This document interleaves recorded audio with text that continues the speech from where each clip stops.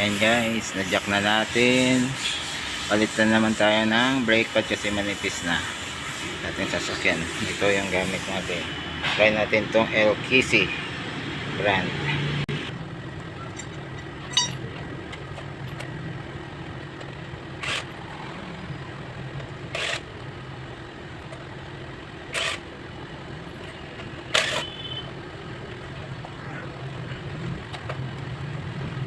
Buhos lagi natin po.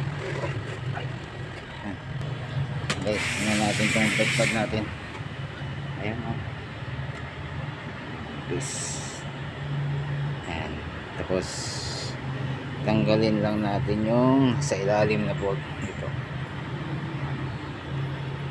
Tapos palitan na natin itong pa natin. Tanggalin muna natin.